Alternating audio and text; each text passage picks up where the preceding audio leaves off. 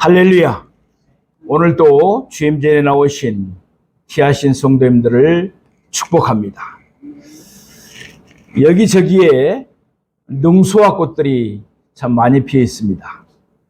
일명 양반꽃이라고 그러죠. 능수화는 꽃이 떨어져도 그 꽃 그대로 자체로 이렇게 고귀한 것을 보이면서 떨어져서 그렇게 별명이 붙여진 것 같습니다. 또 여름이 성큼 가까이 왔습니다.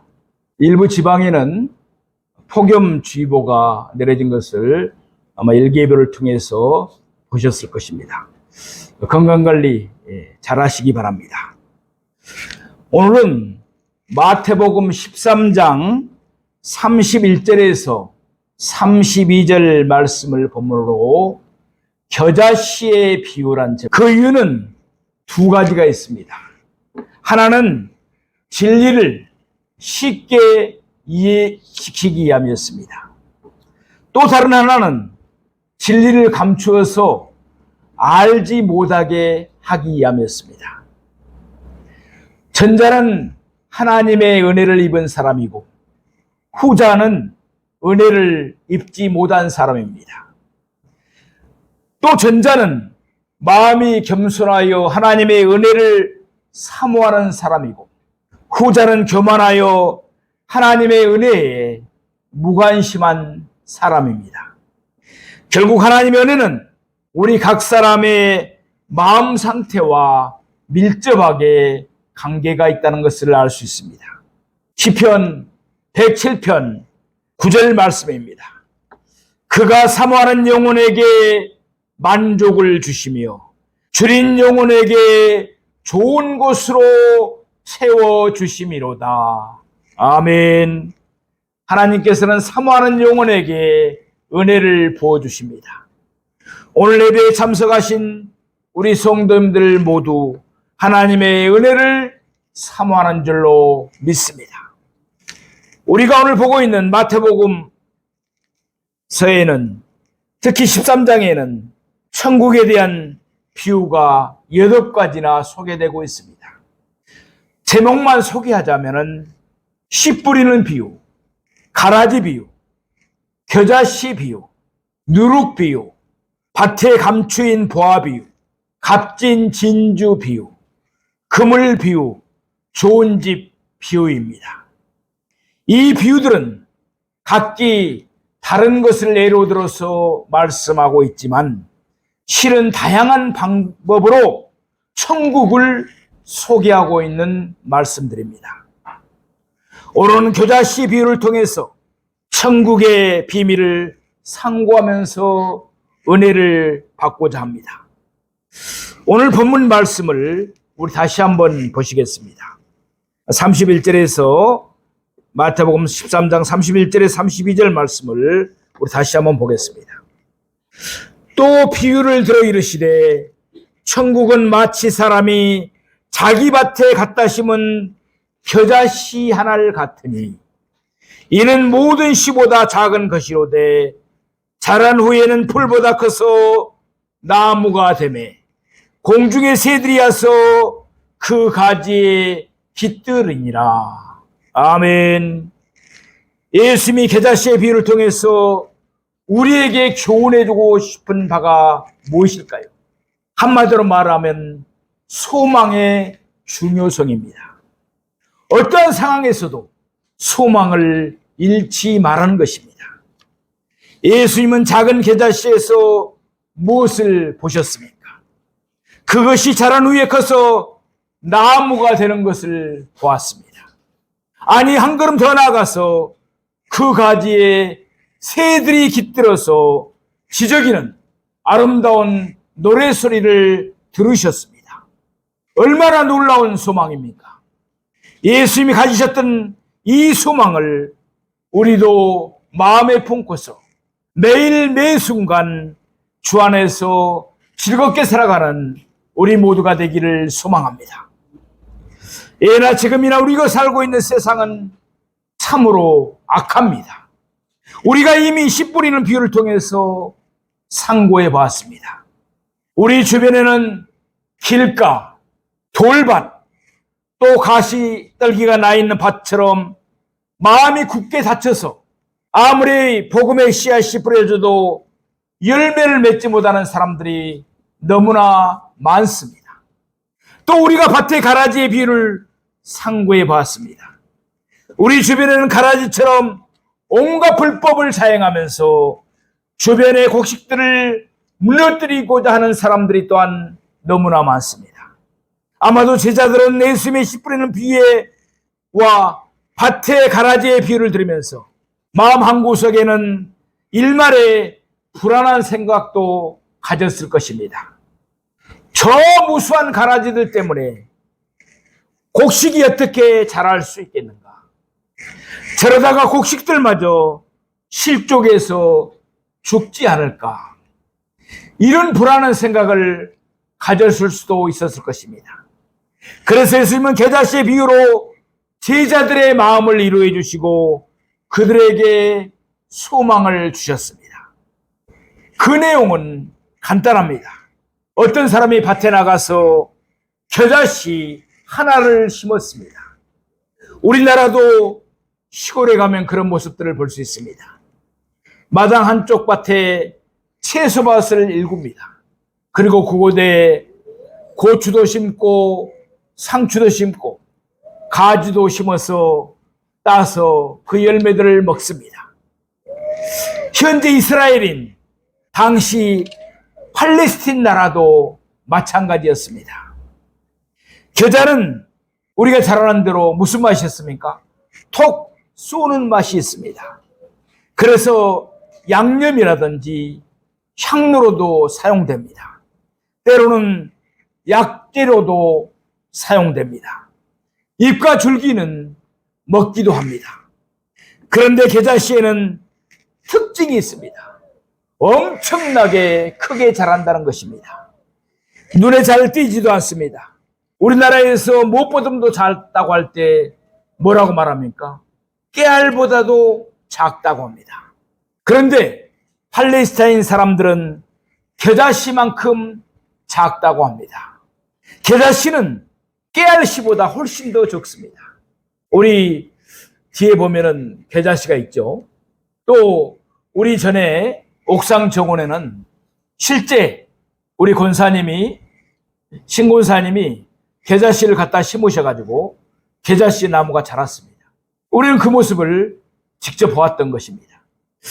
그런데 오늘 본문을 보면은 한 농부가 자기 밭에 그 작은 겨자씨를 한 움큼 심었다고 말하지 않습니다. 어떻게 심었다고 그랬습니까? 두 알도 아닌 하나를 심었다고 말씀합니다. 그 이유가 있습니다. 우선 겨자씨에는 놀라운 생명력이 있습니다. 척방한 땅에서도 잘 자랍니다. 싹이 틉니다. 일단 싹이 트게 되면 쑥쑥 자라납니다. 우리가 옥상 정원에 그것을 심어서 자라는 모습을 보았기 때문에 우리는 잘 알 수 있습니다. 적어도 그 키가 2m, 또 큰 것은 5m 이상 자라기도 합니다.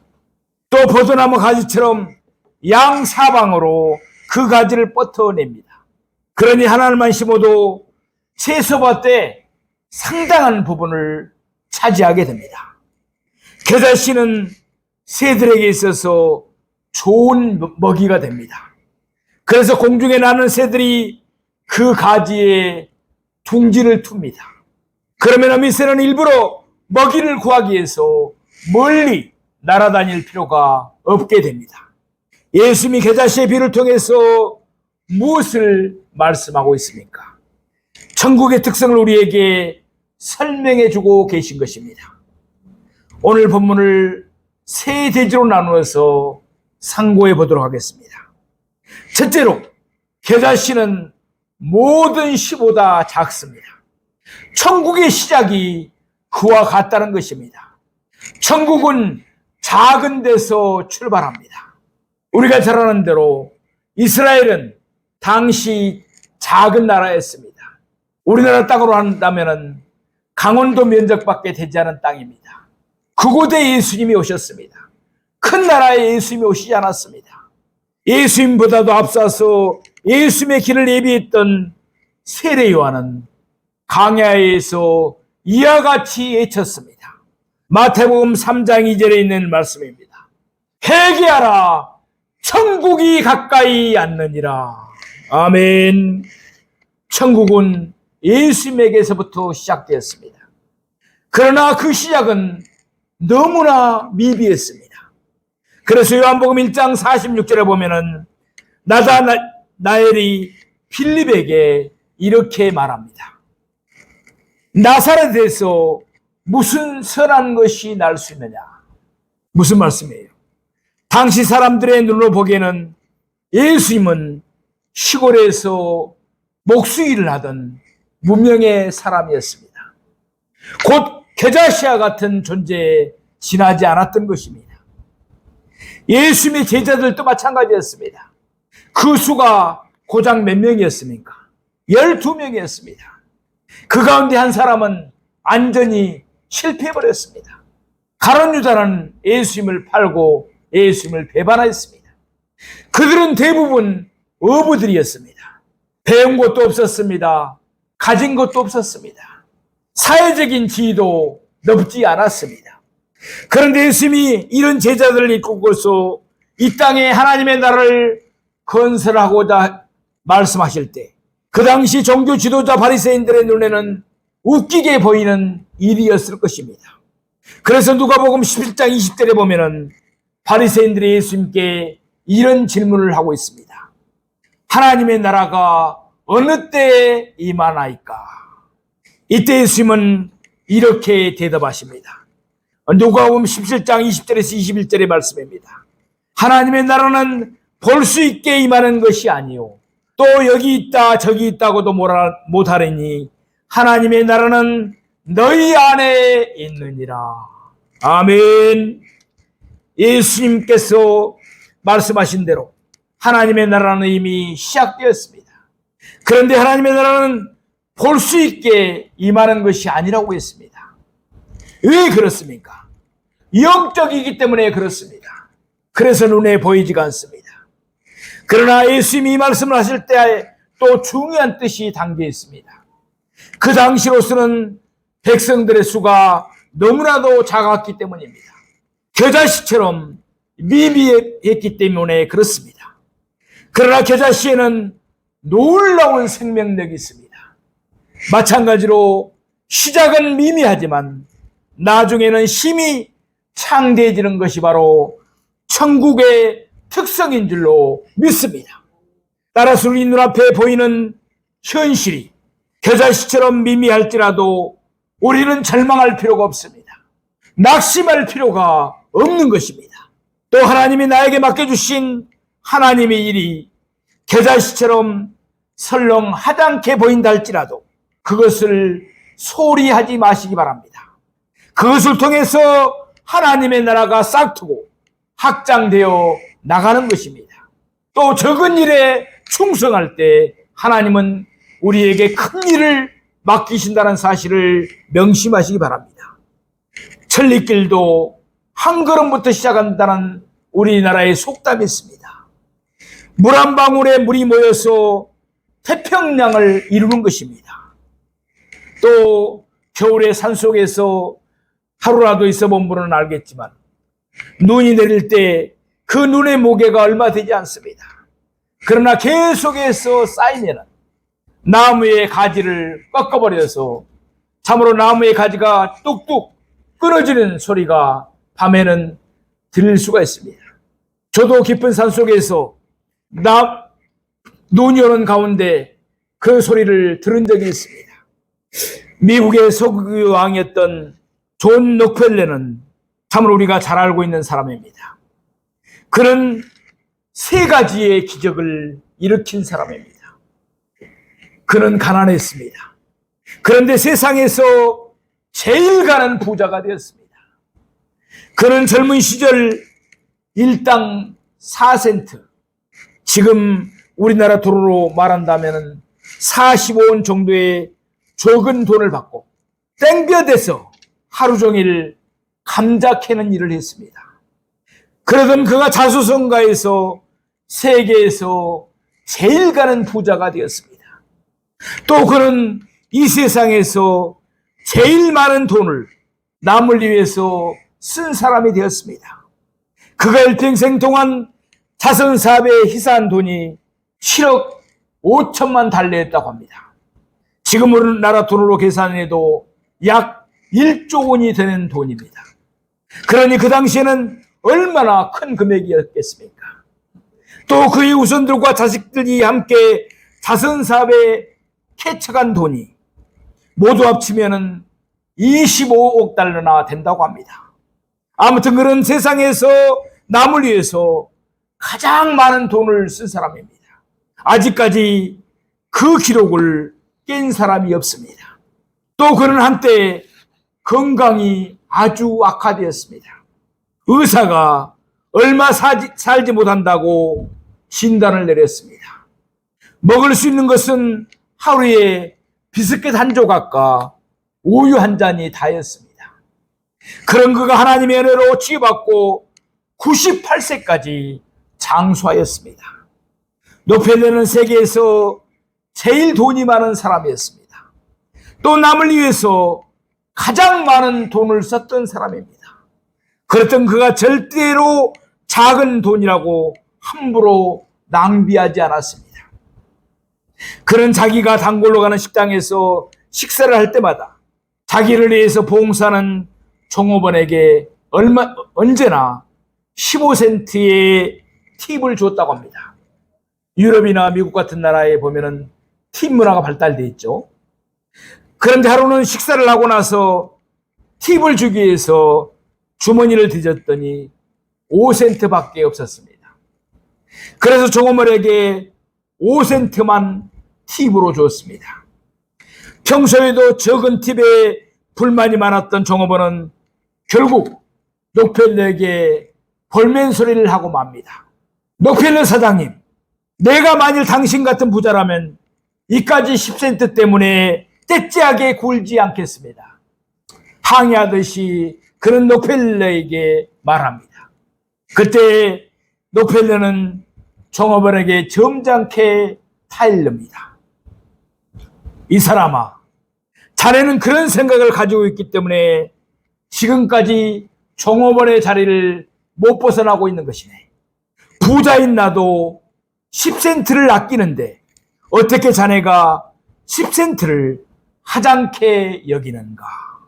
사랑하시는 성도 여러분, 지금 내 처지가 겨자씨처럼 보잘것없고 보이고 내가 하는 일이 시원찮아 보인다 할지라도 절대로 그 일을 소홀히 하지 않는 우리가 되기를 원합니다.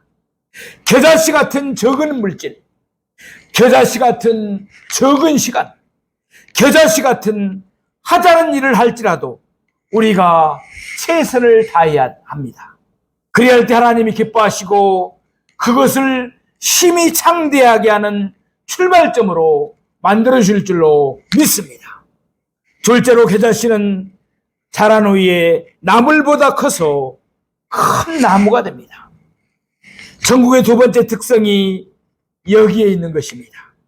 시작은 미약합니다. 그러나 점차 확대되어서 나중은 심히 창대하게 되는 것입니다.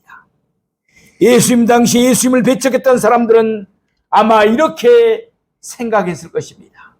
저 예수만 죽이면 모든 문제는 끝날 것이다. 그래서 그들은 예수님을 십자가에 못 박혀 죽였습니다. 과연 그러나 그들의 생각대로 되었습니까? 아닙니다. 겨자씨 한 알이 골고다 위에 심겨졌습니다. 죽었습니다. 그러나 사울 위에 싹이 텄습니다. 쑥쑥 자라기 시작했습니다.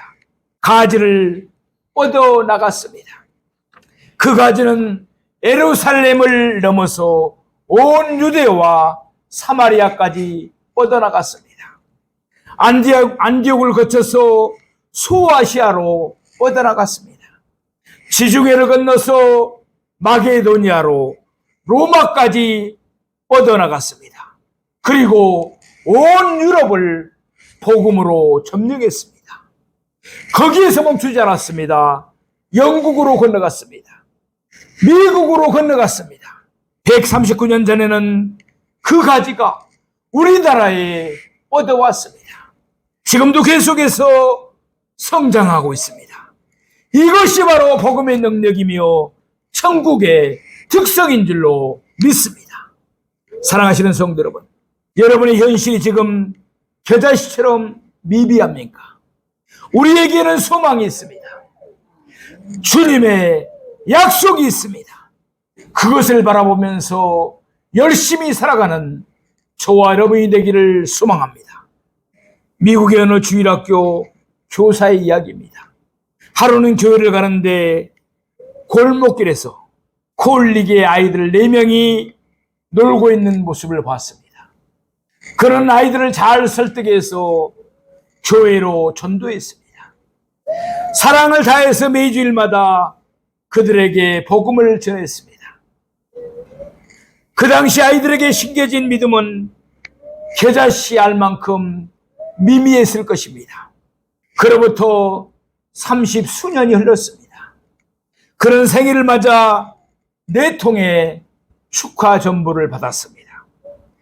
30수년 전에 콜리게 어린아이들이 모두 장성해서 어른이 되었던 것입니다. 그리고 그때 주일학교 선생님의 생일을 기억하면서 축하 전부를 보낸 곳입니다. 한 사람은 선교사가 돼서 중국에서 복음을 전하고 있었습니다. 또 한 사람은 미국 연방은행의 총재가 되어 있었습니다. 또 한 사람은 백악관에서 대통령을 보좌하는 중요한 역할을 담당하고 있었습니다. 그리고 또 한 사람은 바로 백악관의 주인이 되어 있었습니다. 백악관의 주인이 누굽니까? 대통령이 되어 있었다는 것입니다. 미국의 31대 대통령이었던 허버트 클라크 후보 대통령으로 우리에게 후보댐으로 잘 알려진 사람입니다. 사랑하시는 성도 여러분, 주 안에서 수고는 결코 헛되지 않습니다. 하나님이 나에게 어떤 사명과 직분을 맡겨주셨든지 감사한 마음으로 영광스럽게 생각하십시다. 그리고 하나님의 일에는 공짜가 없습니다. 하나님이 분명하게 갚아주시고 축복해 주신다는 사실을 믿으시기 바랍니다. 지금 시작은 미약하다 할지라도 하나님의 약속이 있습니다. 소망이 있습니다. 나중은 분명히 창대하게 될 줄로 믿습니다. 그것이 바로 복음의 능력입니다. 생명력입니다. 천국의 특성인 것입니다. 셋째로 공중의 새들이 와서 그 가지에 깃들게 됩니다. 나무로 인해서 누가 혜택을 본 것입니까? 새들이 혜택을 보았습니다. 마찬가지입니다. 천국의 세 번째 특성이 여기에 있습니다. 복음의 씨앗이 뿌려지는 곳마다 그곳에 살고 있는 사람들은 놀라운 혜택을 받게 됩니다. 그 사람이 믿든지 아니 믿든지, 그 사람이 기독교인이든지 아니든지 간에 상관없이 혜택을 받게 되어 있습니다. 우리나라를 한번 생각해 보십시다. 139년 전 우리나라는 조선시대였습니다. 상투를 들고 갓을 쓰고 담배 피우는 사람들이 많았던 시절입니다. 종과 노비들이 천대를 받던 시대입니다. 여자들은, 아이들은 사람 취급도 받지 않던 그런 시대였습니다. 가난하고 가난한 나라였습니다. 그러나 선교사들에 의해서 이곳에 복음의 씨앗이 심어졌습니다. 놀라운 혜택이 함께 주어졌습니다. 곳곳에 병원과 학교가 생겼습니다. 문명이 퇴치되기 시작했습니다. 천민들의 인권이 향상되었습니다. 천민 중에서도 하나님의 종 목사가 배출되었습니다. 어린아이와 여성의 권리가 향상되었습니다. 물질적으로도 많은 지원을 받았습니다. 우리나라가 지금 경제적으로 잘 살아가고 있는 것도 우리나라 국민들이 근면하고 성실한 이유도 있지만 하나님의 은혜요 축복인 줄로 믿습니다. 그러나 문을 닫아놓고 복음의 문을 막아버린 북한을 한번 생각해 보십시다. 그들의 꿈대로 지상낙원이 되었습니까? 정반대가 되었습니다. 비참한 나라가 되어버리고 말았습니다. 하나님은 아브라함에게 말씀하셨습니다. 창세기 12장 2절 말씀입니다. 개역 한글로 보면은 너는 복의 근원이 될지라. 아멘. 하나님은 지금도 그 믿음의 후손인 우리들에게 말씀하십니다. 너는 복의 근원이 될지라. 아멘. 우리 모두는 가는 곳마다 복의 근원인 줄로 믿습니다. 물론 우리가 하나님의 축복 속에 잘 사는 것도 중요합니다.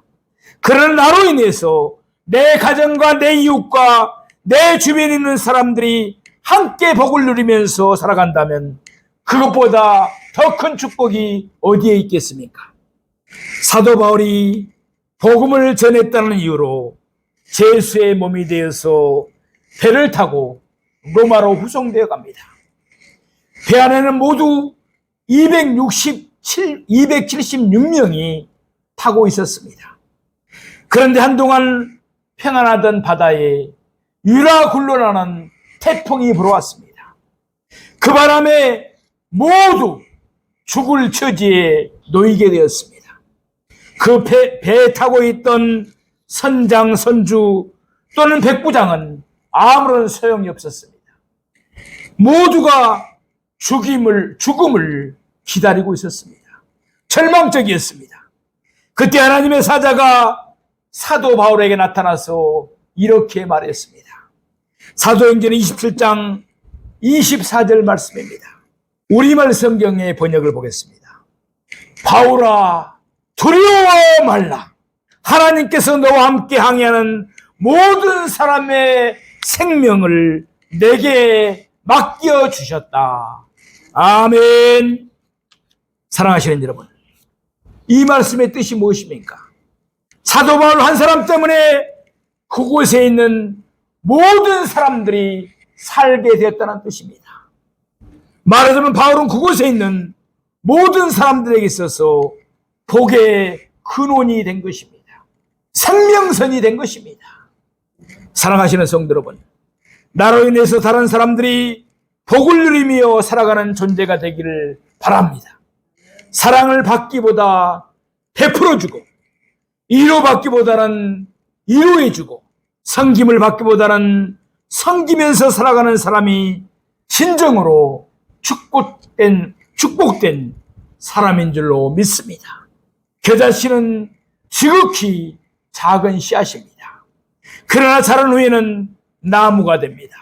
그리고 공중에 나는 새들도 그 가지에 깃들입니다. 우리의 현재 삶이 겨자씨처럼 미미하다 할지라도 낙심하지 마십시다. 슬퍼하지 마십시다. 우리에게는 소망이 있습니다. 예수님의 약속이 있습니다. 겨자씨 하늘에서 큰 나무를 보시며 그 가지에서 지저귀는 새들의 노랫소리를 들으셨던 예수님의 소망이 우리 모두에게 있기를 소망합니다. 하나님을 믿는 나로 인해서 내 가정과 내 이웃과 주변에 있는 모든 사람들이, 온 나라가, 온 민족이 축복을 누리는 사람들이 다 되기를 주님의 이름으로 축원드립니다. 기도하겠습니다.